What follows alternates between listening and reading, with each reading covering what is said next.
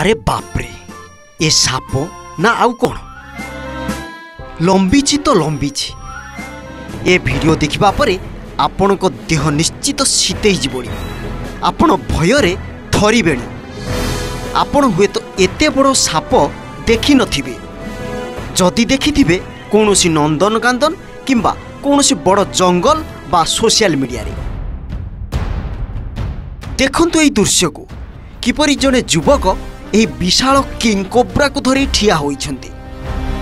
ताहा पुनी खाली हातरे, ना से ग्लोव पिंधिछन्ति ना कोनोसी सेफगार्ड।